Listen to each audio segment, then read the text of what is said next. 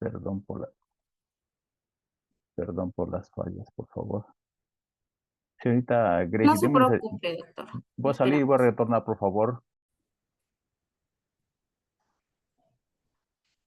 Muy bien, muchísimas gracias a la Red Peruana de Universidades por la oportunidad de permitirme participar dentro de esta charla, dentro de esta Semana de Investigación 2025. Gracias a la Pontificia Católica del Perú por la organización, por la perfecta organización. Gracias a todos los presentes por el interés que tienen de conocer sobre estos temas de investigación básica. Y voy a comenzar entonces mi presentación. Mi presentación es sobre nanopartículas de dióxido de estaño dopadas con cobre, la síntesis y la capacidad antibacteriana. Y como bien dijo nuestra presentadora, soy docente principal de la Universidad Nacional de San Agustín de Arequipa. Ok, entonces el trabajo va a ser el siguiente, realmente el contenido respectivo del tema. Entonces vamos a hablar de la motivación que nos condujo a realizar este trabajo, la metodología realizada. Vamos a colocar solamente algunas caracterizaciones porque no hay tiempo para más. Vamos a ver después el resultado de discusiones. Terminaremos con las conclusiones y luego al final le agradeceremos entonces a las entidades participantes que permitieron que este trabajo de investigación se pueda desarrollar. ¿Ok? Una motivación que tenemos es la siguiente y está basada en la literatura, ¿no? Si pueden ver la figurita a la izquierda, la figurita a la izquierda es un teléfono celular, como creo que la mayoría de todos lo tenemos, los que están aquí presentes en esta sala. Y la pregunta es, ¿cuántas veces nosotros higienizamos nuestro teléfono celular? ¿Cuántas veces por día? ¿Cuántas veces por semana? Tal vez nunca lo hemos hecho. Pero este trabajo del 2020, de que está aquí a la izquierda, 2020, nos muestra que es un reservorio de bacterias. Aquí, como dice el propio título, es un reservorio de bacterias y dice que hay bacterias como la Escherichia coli, como el Staphylococcus aureus, Bacillus cereus, después el Fecal streptococcus, el Pseudomonas y el Clostridium perfringens. Fíjense solo la cantidad de bacterias que almacena el celular. Curioso, pero interesante a la vez. Esto significa que realmente es un medio en el cual las enfermedades pueden transmitir solamente por tocar el celular. ¿Por qué? Porque nuestras manos son utilizadas en coger muchos tipos de objetos, sobre todo los que nos transportamos en transporte público, y transmitimos todas esas bacterias que estuvieron en nuestras manos a la pantalla del teléfono celular. De la derecha, entonces en otro reporte del año 2022, comenzó a hablarnos sobre eh, la cantidad de muebles y enseres dentro de un hospital que permiten la transmisión de enfermedades. Muchas veces hemos escuchado hablar sobre las enfermedades intrahospitalarias. Pues es justamente ahí porque las paredes, en las paredes están las bacterias, en los manures están las bacterias, en los muebles están las bacterias. Usted entra por una enfermedad y sale enfermo de otra enfermedad por causa de la transmisión de enfermedades intrahospitalarias. Aquí, por ejemplo, tenemos un manubrio de puerta. ¿Cuántas veces higieniza el manubrio de la puerta? Aquí hay un reporte del año 2019 de un trabajo sobre ingeniería de nanomateriales, propiedades y sus propiedades de aplicaciones antibacteriales. Y el modelito parece bastante claro, porque fíjense aquí, tenemos una superficie en la cual las bacterias llegan y bueno, se torna un reservorio de bacterias. Y a la derecha, la misma figurita, pero ¿qué tal si esa superficie pueda tener algún sistema que sea antibacterial? Lo que nosotros queremos llamar de superficies autolimpiantes. Entonces la bacteria llega a la superficie y muere en la superficie. No es que permanece viva en la superficie y como el reporte de la transparencia anterior que les mostré, no se va a tornar un reservorio de bacterias. Entonces, nuestra propuesta es tener alguna superficie autolimpiante a partir de la síntesis de nanopartículas. En este caso, nosotros estamos haciendo la síntesis de nanopartículas de dióxido de estaño dopadas con cobre.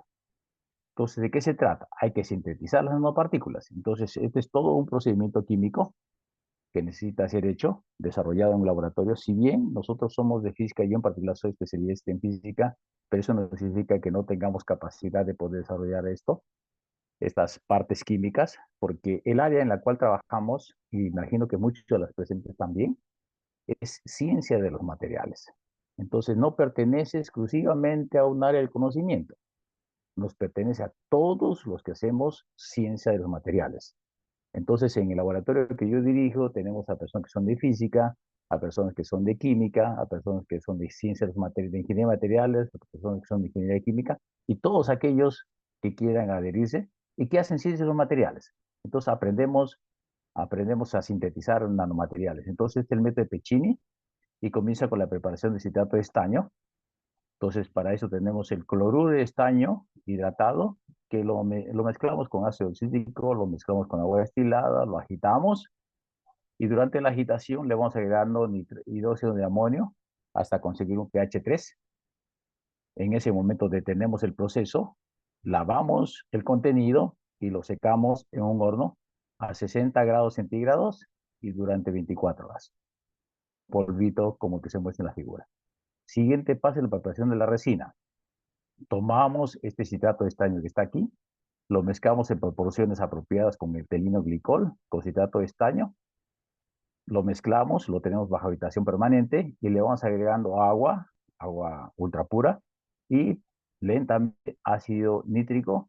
Esto produce una reacción exotérmica, entonces hace que la temperatura se eleve y la idea es que no sobrepase los 120 grados centígrados. Una vez que lo consideran que está bien mezclado, el producto el que se ve en esta figura, en esta botella, es una resina de ese color anaranjado. Y como nosotros queremos dopar, entonces nos interesa que este resultado que tenemos aquí en esta figura sea mezclado con alguna sal, con aquel de elemento dopante que nos interesa. En este caso nosotros usaremos el nitrato de cobre hexahidratado, que lo mezclamos, lo agitamos y obtenemos entonces una resina nuevamente, lo cual nosotros lo introducimos a 400 grados centígrados durante 4 horas. En esta etapa lo que hacemos es que todos los elementos orgánicos se puedan evaporar, todos los compuestos orgánicos se pueden evaporar y una segunda etapa hacemos a la misma temperatura o a 500 grados centígrados durante 6 horas, simplemente para que los cristales realmente se puedan colocar en posiciones ordenadas de tal manera que tengamos un ordenamiento cristalográfico mejor. El resultado es el polvito que tenemos aquí. Como nosotros estamos mezclando con una resina de nitrato de cobre y queremos dopar a estas condiciones, 0.5, 1, etcétera, moles, entonces necesitamos colocarle cierta cantidad de nitrato de cobre para obtener esta molaridad. Obviamente se hace un balance químico para todo esto y nosotros hemos trabajado entonces con muestras de nanopartículas de dióxido de estaño topadas con cobre con este tipo de dopaje, 0.5, 1%, 1.5, 2, 2.5, 5, 7.5, 10, 15, 20, 25 y 30%. ¿Ok? Entonces, como nos interesa la parte de cómo afecta estas nanopartículas al crecimiento, a la inhibición de bacterias, entonces hemos hecho un procedimiento que se utiliza en cualquier laboratorio de microbiología. Preparamos un cultivo, que es el agar. El agar es el alimento de las bacterias en un medio esterilizado. Preparamos el agar. Este agar nosotros le depositamos en una placa Petri, y sobre ella sembramos dos tipos de bacterias, la Escherichia coli y la Staphylococcus aureus. Entonces la sembramos sobre ella. Después de que hemos sembrado las bacterias, en algunas depositamos Escherichia coli, en otras depositamos Staphylococcus aureus, colocamos las nanopartículas como se puede ver en la foto. Una porción pesada, por supuesto, colocamos las nanopartículas y colocamos nuestras placas Petri con el alimento que es el agar, con las bacterias sembradas, con las nanopartículas, lo colocamos en una estufa, en una incubadora de bacterias a una temperatura de 35 grados centígrados y por un tiempo de 24 horas si está sembrada la Escherichia coli y por un tiempo de 48 horas si está sembrada la bacteria Staphylococcus aureus. ¿Qué es lo que se espera ver? Que luego de esas 24 horas o 48 horas, dependiendo de la bacteria, tengamos una parte, como lo que muestra en la figura a la derecha, una zona de inhibición, es decir, una zona en la cual no han proliferado las bacterias las cuales nosotros hemos sembrado. Y nosotros vamos a medir esa zona de inhibición. ¿Ok? Ese es el objetivo del trabajo, entonces básicamente la parte antibacterial. Bueno, como siempre hay que caracterizar las muestras, entonces eso lo hacemos por difracción de rayos X, donde se puede ver que solamente para topar ayudas al 15% presenta una segunda fase que es el óxido cúprico. En la figura de se pueden ver mejor sus picos aquí, notado por la flechita aquí y aquí también. Entonces, para dopajes enzímicos de 15% recién aparece en la segunda fase, entonces suponemos que debajo de ella tenemos un dopaje sustitucional del cobre. El cobre sustituye el estaño en la estructura cristalina. Y obviamente necesitamos siempre refinación de Rydberg con la finalidad de obtener los parámetros estructurales, tamaño de nuestra nanopartícula. Entonces aquí podemos ver en la figura de la izquierda cómo en función del contenido del dopaje horizontal, nosotros tenemos un aumento del volumen. Aquí se puede ver una tendencia. ¿Y por qué se puede dar esto? Porque el rayo iónico del estaño es de 0.69 angstrom, mientras que el radio iónico del cobre 1 más es 0.77 y el cobre 2 más es 0.73. En cualquiera de los dos casos de cobre es mayor que el tamaño iónico del estaño, entonces la celda unitaria tiene que aumentar el volumen y es lo que más o menos pesa en la figura de la izquierda. En la figura de la derecha, lo que está en cuadraditos amarillos es el tamaño de nanopartícula calculado por el método de Rydberg. Y podemos ver que en cuanto nosotros vamos aumentando la concentración de cobre dentro de nuestro material de dióxido de estaño, pues entonces el tamaño de la nanopartícula se encuentra disminuyendo, llegando inclusive a tener dimensiones del excitón de Bohr para el dióxido de estaño, lo que significa que podría haber algunos efectos cuánticos relacionados a esto. Se ha hecho, Se ha hecho también microscopía electrónica de barrido, en los cuales se puede verificar que para el caso de las nanopartículas de dióxido de estaño, sin dopar obviamente, solo se presenta estaño y oxígeno, mientras que la que es dopada, por ejemplo en este caso 30% de cobre, pues presenta los picos característicos que corresponden al cobre. Asimismo, hicimos microscopía electrónica de transmisión de alta resolución. Podemos ver en la figura de la izquierda a un aumento de 2 nanómetros, como se puede ver en la barrita inferior, o en la figura del medio a 20 nanómetros correspondientes, con los cuales se hizo una estadística del tamaño de la partícula para el dióxido de estaño dopado 2.5% de cobre. Se hizo la estadística y el radio medio que obtuvimos fue de 2, fue de 2. Perdón, 8.5 de 8.5 nanómetros más o menos. ¿Ok? Aquí a la derecha podemos ver la separación interplanar, porque es posible a través de alta resolución, microscopía de alta resolución, ver la separación interplanar de 0.33 más menos 1, que corresponde al plano 110 del dióxido de estaño. También se realizó pruebas de microscopía Raman. Entonces aquí en la parte inferior es las nanopartículas solamente de dióxido de estaño, o sea, no dopadas, y en la figura de arriba podemos ver la microscopía Raman de la que está dopada 30%, donde obviamente, además de los picos vibracionales que presenta el dióxido de estaño, también aparecen los picos característicos del óxido cúprico. Bien, a lo que nos interesa. Entonces aquí podemos ver nosotros el crecimiento antibacterial en la parte de la izquierda solamente para la bacteria Staphylococcus aureus y en la figura de la derecha para el antibiograma, la actividad antimicrobiana de la bacteria Escherichia coli. Vamos al de la izquierda, este de los Staphylococcus aureus. Entonces aquí, este es el resultado desde la foto cuando tenemos dióxido de estaño no dopado, esta dopada 10%, la siguiente dopada 20% y la siguiente dopada 30%. Lo que tenemos siempre en la parte inferior de cada figurita es una regla que justamente nos sirve para poder medir cuál es la zona de inhibición. Zona de inhibición es la parte donde no han crecido bacterias como yo les estoy mostrando en la figura. ¿Ok? Entonces lo que se puede ver es que a medida que nosotros consideramos nanopartículas con mayor cantidad de cobre, esa zona de inhibición aumenta. Entonces, aquí pueden ver que la que tiene el mayor la mayor zona de inhibición es justamente la nanopartícula de dióxido de estaño dopado con cobre al 30%. En la figura de derecha tenemos las fotos para el caso de nanopartículas de dióxido de estaño dopadas con cobre, pero para un crecimiento de bacteria de la Escherichia coli. Y podemos ver también la zona de inhibición que se muestra, y obviamente esta es en una dimensión menor comparada con la Staphylococcus aureus. Si lo ponemos en una tablita se puede visualizar mejor. Aquí a la izquierda tenemos la zona de inhibición de nuestras nanopartículas de dióxido de estaño dopadas con cobre cuando nosotros hemos hecho un crecimiento de la bacteria Staphylococcus aureus. Esta raya, esta línea horizontal en rojo que se encuentra en medio de la figura, es el mismo trabajo de crecimiento de la bacteria Staphylococcus aureus, pero solamente para nanopartículas de dióxido cúprico, que nos va a servir como referencia. Recuerden, por favor, que habíamos dicho que para porcentajes de dopaje mayores al 15%, entonces aparece una segunda fase que es el dióxido cúprico. ¿Ok? Entonces Disculpe, podemos ver doctor, aquí, ¿me ¿sí? escucha?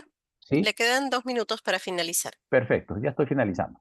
Entonces, ¿qué podemos ver? Que encima de 7.5% ya tenemos que la zona de inhibición es mayor de aquella que es solamente óxido cúprico. Entonces podemos ver que inclusive cuando llega a 30% de dopaje, la zona de inhibición es el doble que si solamente utilizásemos nanopartículas de óxido cúprico. Y en el caso de la derecha, pues la línea roja es lo mismo para la bacteria Escherichia coli, y podemos ver que cuando llega a 30% puede ser unas 30 veces mayor la zona de inhibición. ¿Ok? Entonces, mostrando esa capacidad. Bueno, ¿cuáles son las conclusiones? Hemos sintetizado exitosamente nanopartículas de estaño dopadas con cobre. Hemos podido ver que la zona de inhibición es mayor para el caso de la bacteria Staphylococcus aureus comparada con la E. coli. Hemos visto que la zona de inhibición aumenta mucho más para esta bacteria Escherichia coli para esta bacteria Staphylococcus aureus comparada con la Escherichia coli. Entonces, lo que quiero mostrar que es posible a través de este estudio que nosotros podamos utilizar estas nanopartículas de dióxido de estaño dopadas con cobre para poder ser mezclado con algún tipo de pintura que no degrade estas nanopartículas y las cuales nosotros pensamos que podrían ser después pintadas, entre comillas, sobre alguna superficie, de tal manera que si algunas bacterias intentan depositarse o se depositan sobre estas superficies, entonces es posible que podamos tener superficies autolimpiantes, que es el objetivo de este trabajo. Entonces, en ese sentido, el trabajo es promisor, en el sentido de que tenemos ya algunos nanopartículas que pueden ser útiles para nuestra finalidad de poder tener superficies autolimpiantes utilizando este tipo de materiales que tenemos estudiado.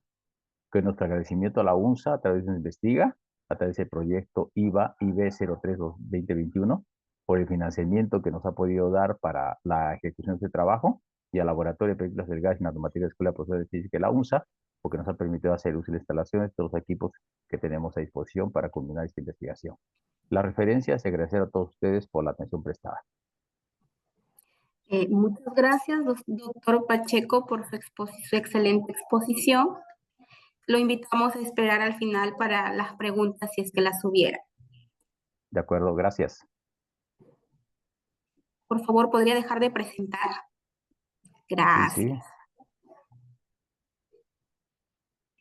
sí. ¿Se Ok. encuentra el doctor Marquina?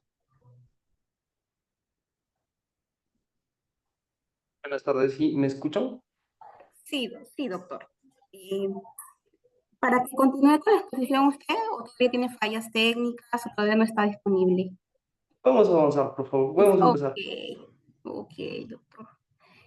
Bueno, continuando con esta mesa de participación, contamos con la presencia del biólogo Edgar Luis Marquina Montesinos, profesor de la Universidad Andina del Cusco, biólogo egresado con mención de excelencia de la Universidad Nacional San Antonio Abad del Cusco, actualmente vinculado a la Universidad Andina del Cusco, donde participa activamente en investigación de biodiversidad y entomología, con trabajos publicados sobre coleópteros en el contexto amazónico. Ha colaborado con las unidades del Laboratorio de Entomología, desarrollando taxonomía y patrones de distribución de insectos hábitat en regiones de la biodiversidad, de alta biodiversidad.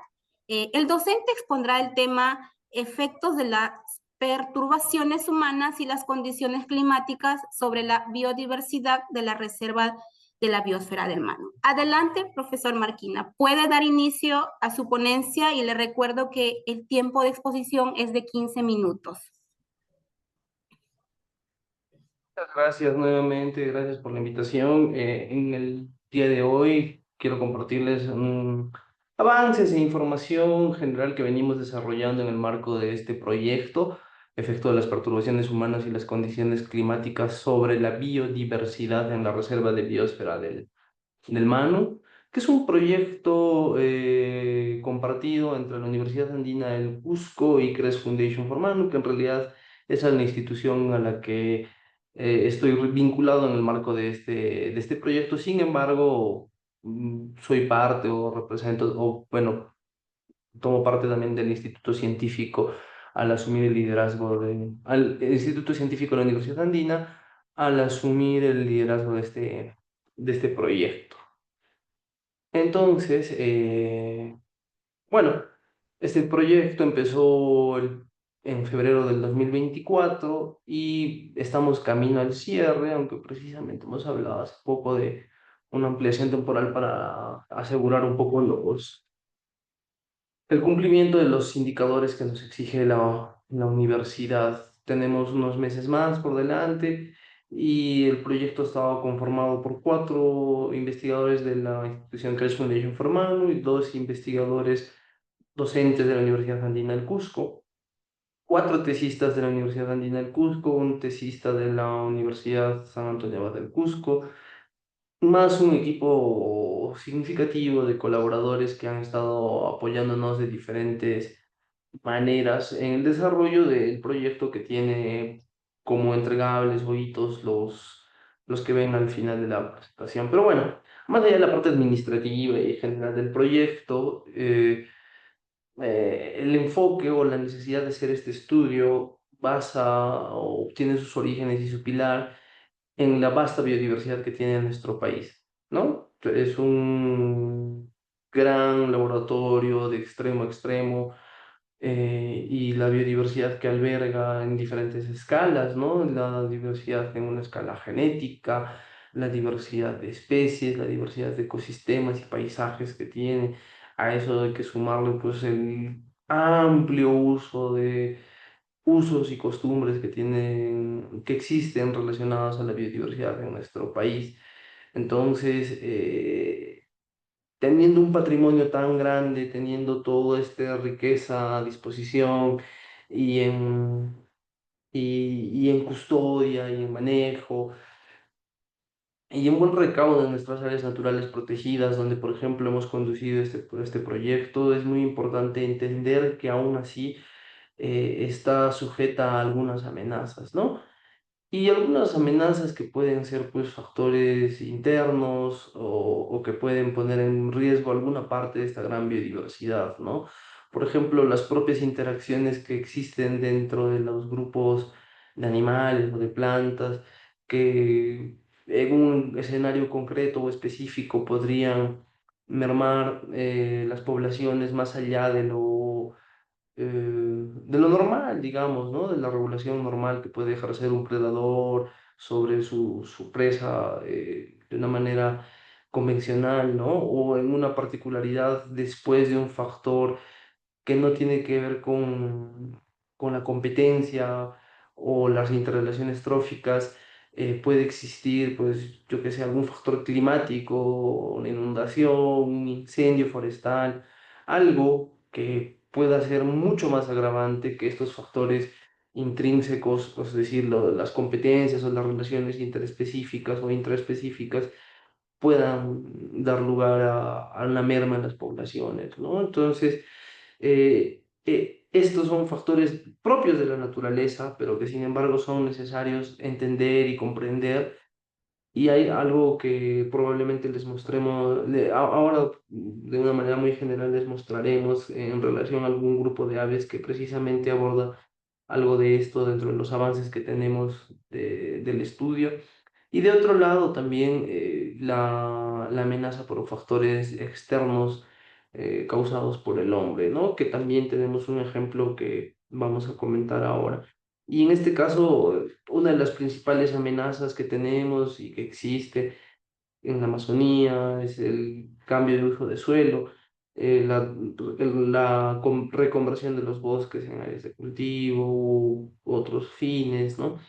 Ahí tenemos una creciente presión sobre la biodiversidad que está marcando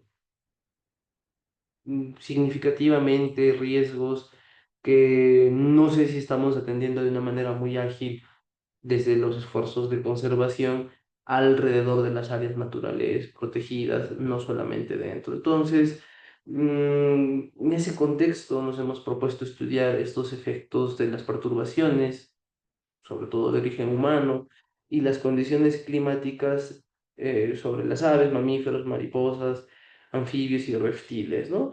Intentando ver y entender cómo estas van a tener cambios en relación a la estacionalidad climática, en relación a la perturbación humana y en relación a algunos cambios morfológicos que puedan ser expresados en algunos caracteres. El día de hoy vamos a centrarnos en los puntos relacionados a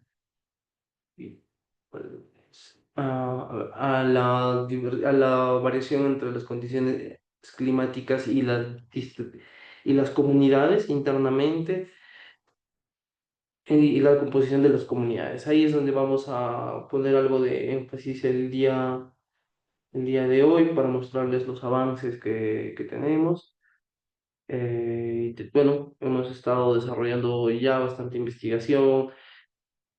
El proyecto se ha alineado precisamente con un esfuerzo muy a largo plazo que tiene CRES, con una base de datos de investigación muy sólida, que proviene de un área que está en conservación de manera particular y privada por la organización CRES, que es un área muy interesante que tiene un estrato de perturbación, un estrato que se manifiesta en tres niveles, una estratificación en tres niveles, partiendo del estrato donde hubo un clareo completo para reconvertir ese espacio en áreas de cultivo hace muchos años y que ahora se encuentra en un proceso natural de regeneración.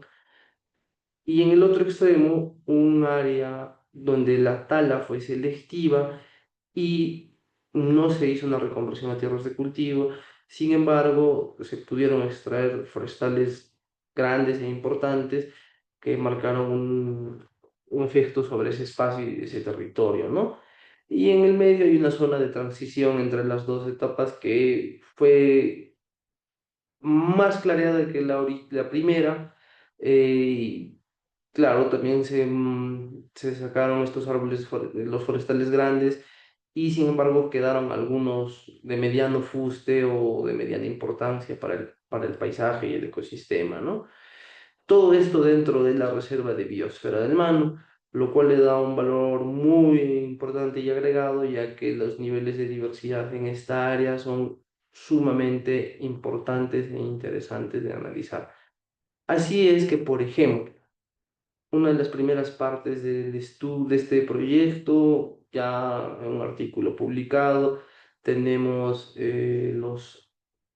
la información, el avance de cómo la comunidad de primates está variando en términos de este gradiente de perturbación que hemos visto, ¿no? Entonces, viendo y comprendiendo el primer nivel, el nivel que tuvo mayor perturbación, podemos ver cómo en este espacio los monos más pequeños son los predominantes de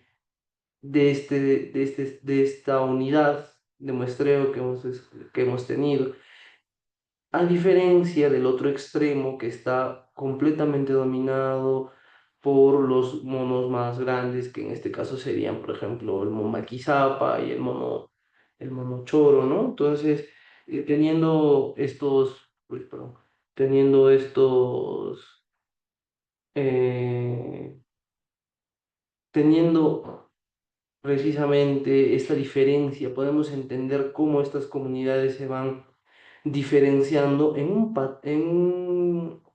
un gradiente de perturbación histórica que aun cuando ya está en un proceso de regeneración, sigue manifestando estas diferencias. Y para profundizar un poco más esta observación, eh, obviamente hemos intentado agruparlos de una manera en la que podamos ver la relación de cuáles de las especies estarían relacionadas a las unidades de vegetación o de bosque que hemos evaluado, quedando claro que los monos, las especies de monos, de primates más pequeñas, entre ellos también el Nuki, que es el Autus nigriceps, está relacionada a estos tipos de bosque con perturbación. A diferencia de estas otras dos, que son, como dije, el mono choro, la Otis lagotrica o la Teles chamex, que es el mono maquisapa, que están más relacionados a este bosque, a esta unidad de bosque que ha tenido menor perturbación. Y esto da cuenta de algo muy importante. Estamos hablando de una especie o bueno, de dos especies con categorías de conservación muy avanzadas, una de ellas en vulnerables, si no me equivoco, y eh, teniendo un espacio que está en un proceso de regeneración natural, pudiendo asegurar su conservación en este estrato de regeneración posterior a una extracción selectiva de bosques, nos muestra que un ecosistema como el del Manu Learning Center, que es el lugar donde venimos desarrollando este estudio, tiene un potencial muy importante e interesante para ser el espacio de regeneración y volver a recuperar, poblar la Amazonía peruana eh, con estas especies que están presentes. Y del mismo modo hemos hecho el análisis con los tres niveles de altura dentro del bosque o una estratificación vertical, teniendo casi la gran mayoría de especies una relación muy fuerte con un estrato medio más que un estrato bajo, excepto estas tres especies, o sea, ok, teniendo estas mm, tres especies, el mono maquizapa, el mono, de nuevo, el mono choro, ¿no? Que son las más importantes, las especies más grandes, muy o estrictamente relacionadas al estrato alto del bosque, ¿no? Entonces, entendemos que esta última porción de bosque que está en proceso de regeneración, que ha sido solamente selectivamente talada, tiene ese alto potencial por la altura de los árboles también, quedando claro que los dos estratos anteriores, de haber sido en su momento potenciados con un esfuerzo de revegetación, de reforestación, a estas alturas podrían estar en una posición muy similar a la del estrato que solamente fue talado de una manera selectiva, ¿no? Entonces estamos hablando de procesos largos de tiempo en los que se han acumulado, se ha estado dando de una manera espontánea la regeneración del bosque, pero que nos va mostrando estos ejemplos de cómo la biodiversidad va comportándose dentro de ella, aun cuando existen relaciones eh, entre estas especies por competencia, por utilización del espacio, ¿no?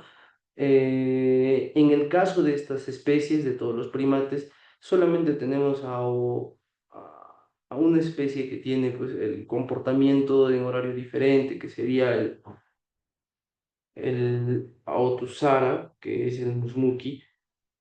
Hace un momento, perdón, dije algo al revés, pero esta es la especie que diferencia su nicho en términos de horario para evitar una competencia con las otras especies, ¿no? Y entre ellas también hay algunas interrelaciones, ¿no? O sea, por ejemplo, los Eimidi bolivienses y los Apajusapela van juntos, viajan juntos, se ofrecen protección.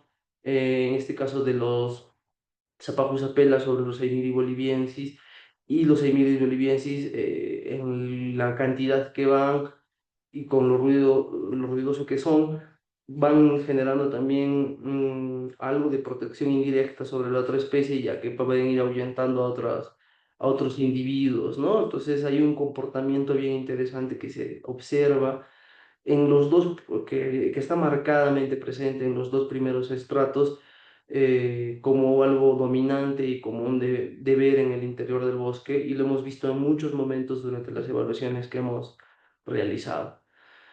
Bueno, adicional a esto, y en otro caso tenemos un análisis muy similar, pero en relación a especies de aves de la familia Tinamide.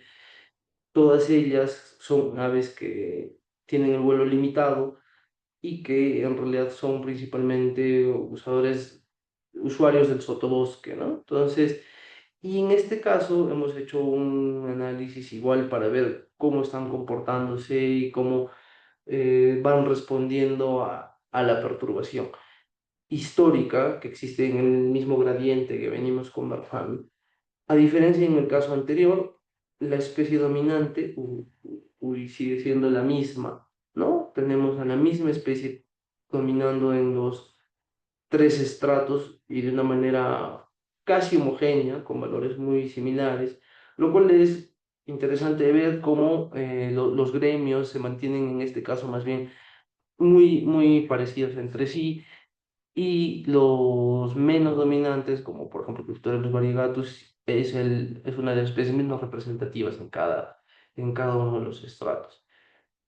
Entonces, habiendo hecho un análisis muy similar de nuevo, podemos ver que solo existe una de las especies, que todas estas coinciden en el área, que está relacionada no tan fuertemente, pero de una manera más marcada que el resto, al bosque que está solamente, que fue solamente talado de manera selectiva, ¿no? Entonces, igual nos muestra de la importancia existente de este esfuerzo, de esta unidad de bosque que ha sido selectivamente talada y que está en proceso de regeneración natural, que Doctor debe haber. Marquina, disculpe, 2 minutos para que finalice, por favor. Gracias, que de haberse hecho más esfuerzos anteriores en la reforestación o la regeneración, se hubiera podido incrementar estos esfuerzos. Finalmente tenemos una observación muy importante de hace muy poco tiempo atrás, que de este mes, del mes de junio, que hemos hecho el hallazgo de un oso de anteojos en este espacio. Esta observación es muy llamativa e importante de compartir, ya que el oso de anteojos no es un usuario normal de este tipo de hábitat, de este tipo de bosque, ya que nos encontramos fuera de su rango habitual, en un espacio más cercano, más relacionado a la Amazonía, a diferencia de los bosques nublados donde suele estar. Entonces, sus registros en la Amazonía, en el Perú, son muy limitados, y estamos hablando, suponiendo que toda la población que se encuentra en la Reserva de Biosfera del Mano, en la zona bosque nublado y Conal Alto Andino, podría comenzar a hacer uso de bosques más bajos cerca de la Amazonía, con el propósito de hacer un refugio termal temporal durante las subidas de la temperatura a la mitad del año dentro de los bosques nublados. Bueno, finalmente es evidente que hay pues estos factores climáticos externos que están en una amenaza a tener cambios hacia el 2050. Hay proyecciones que ha detallado estrictamente el CENAMI, y lo que estamos intentando es hacer que estas observaciones pues nos sirvan para tomar medidas basadas en ecosistemas y encontrar soluciones basadas en la naturaleza para abordar los problemas de conservación que aún tenemos en relación a estas y otras especies. Por ahora eso es todo. Muchas gracias. Bien, agradecemos al biólogo Edgar Marquina por su importante ponencia y por compartir con nosotros su experiencia y sus aportes a la ciencia. Se encuentra el doctor Valdés. Sí, por acá estoy. Ok. Bueno, ¿no? Y por último, pero no menos importante, presentamos al ponente Luis Felipe Valdés Núñez, se desempeña como docente auxiliar a tiempo completo en el Departamento de Ciencias Biológicas de la Universidad Nacional de Cajamarca.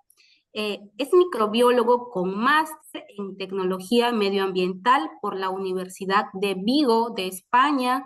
Además de su labor académica, actúa como editor asociado a la revista GeoBio Interfaces y centra su investigación en geomicrobiología de ambientes extremos y bioremediación de drenajes de ácido de mina. Adelante, profesor Valdés, puede dar inicio a su ponencia y le recuerdo que cuenta con 15 minutos para su exposición. Perfecto, gracias. Voy a compartir esto.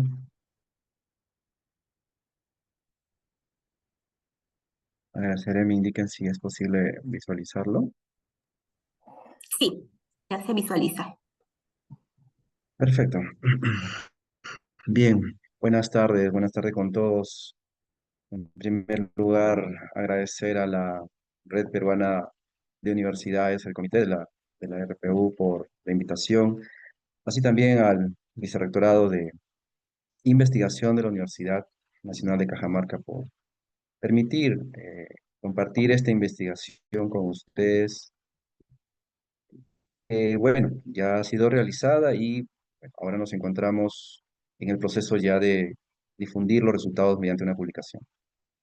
En ese sentido, eh, me gustaría comenzar, ¿sí? Con el proyecto, la investigación que se ha realizado de nombre de Sulfosporosinus y Acidides sulfobacillus dominan un consorcio de bacterias sulfato reductoras durante un proceso de bioremediación de drenaje ácido de mina.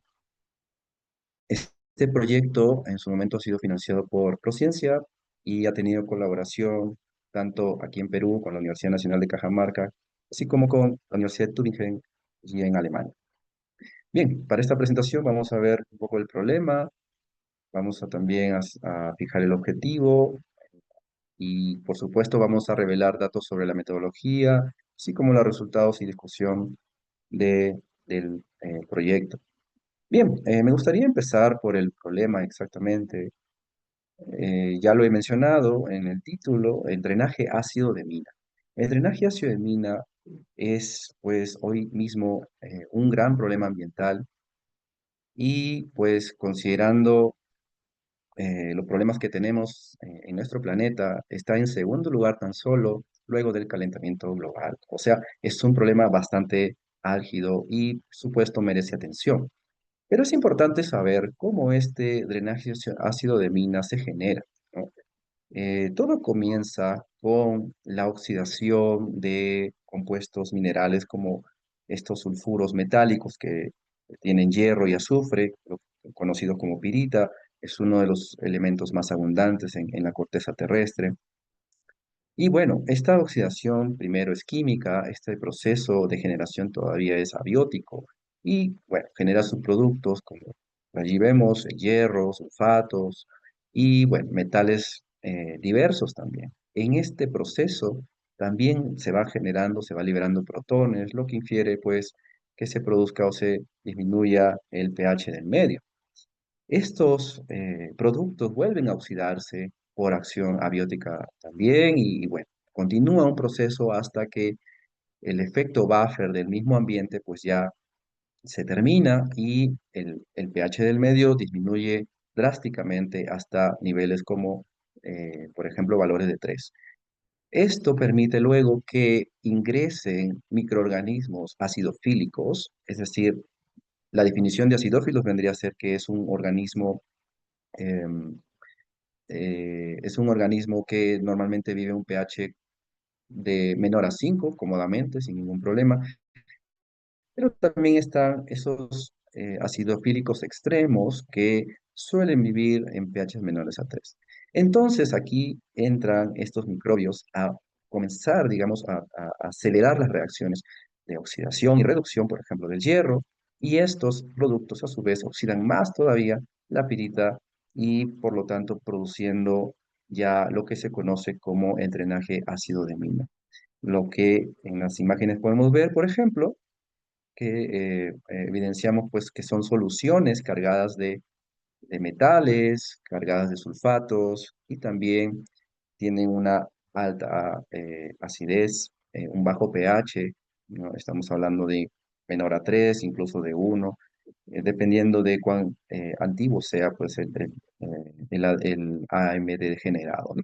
Entonces, obviamente esto es un gran problema porque imaginen todo esta solución cargada de estos componentes llega a un ambiente natural y es evidente que va a causar muchos cambios en la parte físico-química pues, del ambiente y esto afecta también la parte biótica, ¿no? Del cuerpo, a dónde llega. Entonces, es un gran problema. Pero curiosamente, en estos ambientes también se encuentra la solución, una potencial solución. Habíamos mencionado pues, que estos ambientes de drenajes ácidos de minas suelen estar cargados de metales, de sulfatos y un pH muy bajo. Pero aquí también viven grupos microbianos ya adaptados, ¿sí? Especialmente este que estamos viendo en pantalla, conocido como bacterias reductoras del sulfato, ¿sí? Y especialmente acidofílicas. Estas bacterias hacen un proceso en el ciclo del azufre muy específico que se conoce como reducción no asimilatoria del sulfato.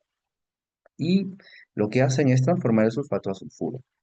También utilizan fuentes orgánicas como fuente de carbono. Algunos de ellas utilizan, por ejemplo, ácidos orgánicos volátiles como los acetatos o el lactato, o también alcoholes, en este caso como el glicerol.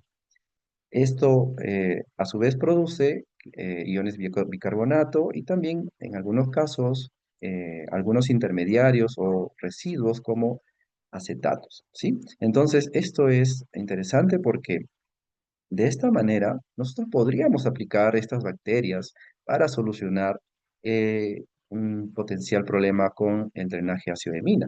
¿Pero de qué forma? Estas bacterias se pueden incluir en un reactor, por ejemplo, en un proceso, o sea, se puede administrar al drenaje ácido de mina para poder hacer lo siguiente. Las bacterias pueden, obviamente, generar sulfuro a partir de sulfato, entonces se eliminan el sulfato, que es un gran componente en el drenaje ácido de mina. El sulfuro producido también genera sulfuros metálicos cuando se encuentran con metales solubles. Estos metales solubles luego precipitan y ya no están más en formas tóxicas. A su vez, el bicarbonato que se suele producir por medio de su propio metabolismo también alcaliniza el medio y por lo tanto puede llevar el pH de la solución a valores cercanos a la neutralidad. Entonces, el hecho de que encontremos primero un drenaje ácido de mina, una solución bastante cargada con componentes tóxicos, y luego eh, pueda salir pues un agua o una solución, y nada de ello, es justamente lo que hace atractivo a este grupo microbiano para su aplicación en bioremediación. Obviamente esto también tiene sus limitantes, ¿no? Por ejemplo, el hecho de que ahora mismo la tendencia, los estudios reportan el uso de monocultivos, la limitancia de los grupos microbianos, de estos grupos microbianos al pH, que suele ser muy tóxico para ellos, muy dañino, entonces son algunas de las limitantes, ¿no? Por lo tanto, nuestro objetivo en este proyecto, en esta investigación, fue determinar como un consorcio, ya no solamente un solo monocultivo, un cultivo puro, sino un consorcio bacteriano, microbiano de este grupo procariota, es capaz de solucionar, de remediar un drenaje ácido de mina. Y para ello, nosotros pues empezamos un proceso de enriquecimiento en el cual llegamos a colectar muestras de un ambiente minero. Como les había comentado al principio, allí está, en esos mismos problemas está también la solución. Y allí entonces colectamos muestras, inoculamos esto en un medio de cultivo que nosotros lo denominamos medio de sales minerales, le dimos condiciones anóxicas en la atmósfera porque estos grupos microbianos son anaeróbicos. Luego incubamos, medimos siempre la actividad microbiana con algunos parámetros físico-químicos Y bueno, luego obtuvimos pues ya el enriquecido, o sea, el consorcio ya enriquecido de estas bacterias sulfato reductoras acidofílicas.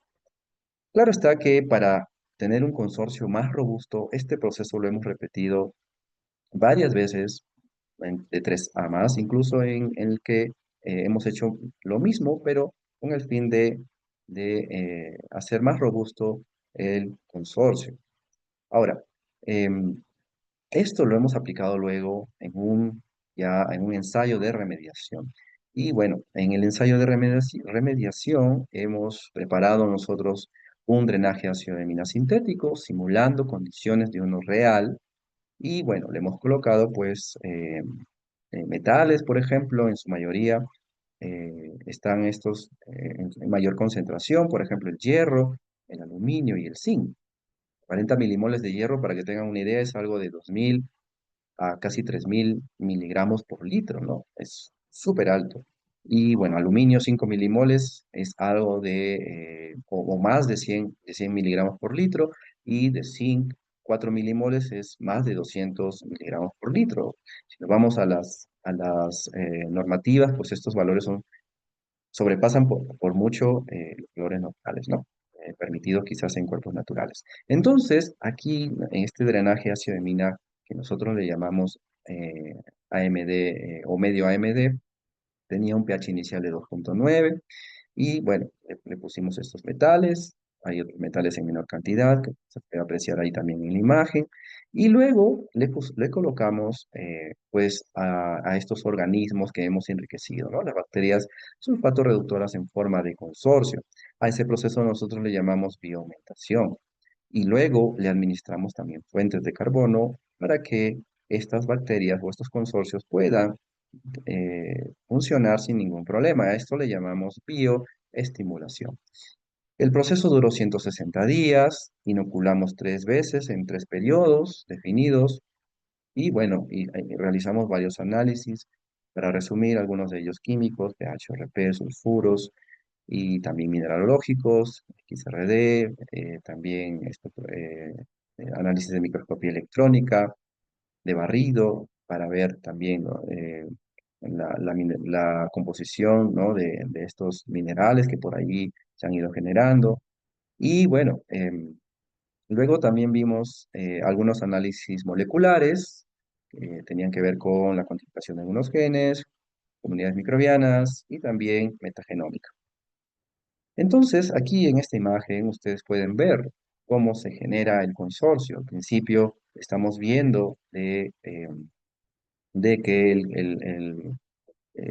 el cultivo se ve, pues, ¿no? En la parte superior, como si tuviese el sedimento tan solo, ¿no? Pero cuando se van generando los consorcios de bacterias sulfatorreductoras, este siempre tiende a cambiar de color, ¿no? Y genera ese típico color negruzco, que es producto de la formación del sulfuro y el Doctor hierro, ¿no? ¿Sí? Valdés, para comunicarle que le quedan 2 minutos para que culmine su Ok, exposición, pues.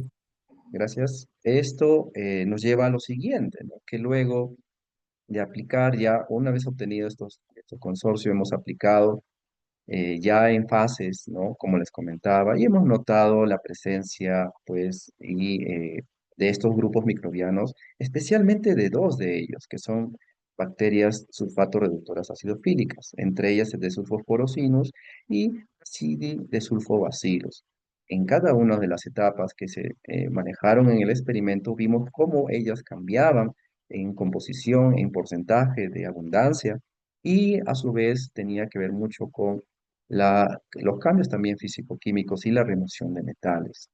En la etapa uno no hubo muchos cambios. En la segunda etapa, que más o menos fue de los 30 a los 90 días, ya el pH aumentó de 3 a 4, los metales se fueron removiendo, también con la presencia bastante robusta de ácido acidisulfobacillus, y en la última etapa, pues ya el pH llegó pues a un valor casi neutral, con una remoción bastante grande de los elementos metálicos, metaloides que por allí se encontraban. Entonces, claro, también cambió las comunidades microbianas aquí, y ahora ya no era Acidi de sulfobacillus el que dominaba, sino de sulfos porocinos. Aquí, bueno, nosotros hipotetizamos que estas bacterias están haciendo una especie de sinergia. La sinergia es súper importante en un consorcio microbiano porque definitivamente ayudan al objetivo de, en este caso, remover metales, reducir sulfato, producir sulfuros y elevar el pH. Entonces, estas bacterias actúan en forma sinérgica. También nuestros análisis metagenómicos demuestran que las rutas metabólicas para reducir sulfato, para reducir, por ejemplo, componentes como el acetato también se encuentran presentes y una gran maquinaria también para lidiar con los problemas de bajo pH que tiene el sistema como es el drenaje hacia el.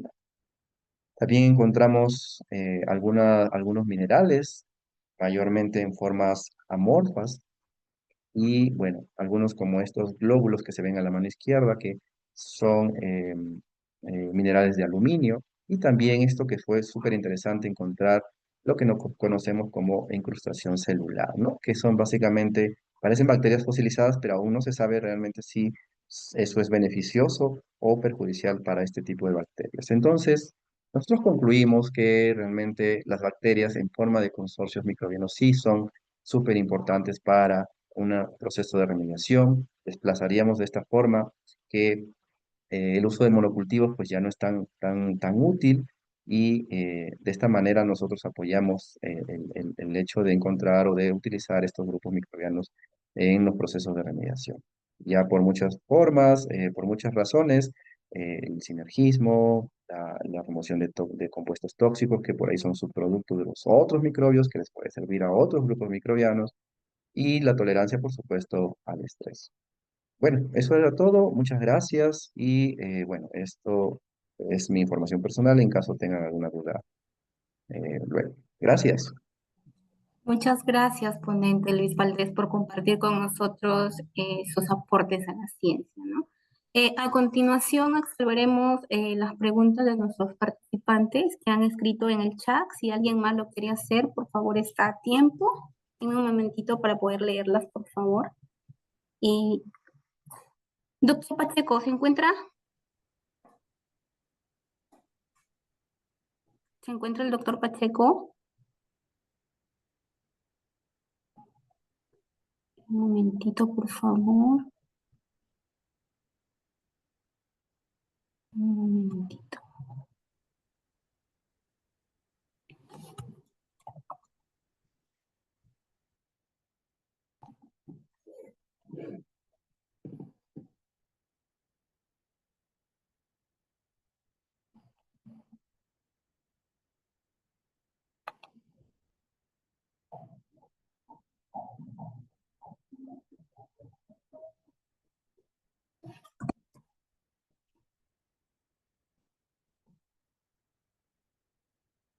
Ya. Doctor, no activa el micrófono. El doctor ya se encuentra en sala. Sí, podrías darle, por Hola, favor, permiso. Doctor. hola. Ah, sí, Sí. sí, disculpe, no estaba Doctor, activo tenemos mi... preguntas para usted. Perfecto, adelante, por favor. Olga Vargas Zapata pregunta si es suficiente los recubrimientos de cobre a escala nanométrica para aislar la actividad microbiana en los celulares. Ok, yo agradezco la consulta de mi colega ahí vía chat. Nosotros estamos en la etapa solamente de la investigación básica, que es justamente mostrar que nuestras nanopartículas de dióxido de estaño dopadas con cobre tienen características antibacterianas. ¿Ya?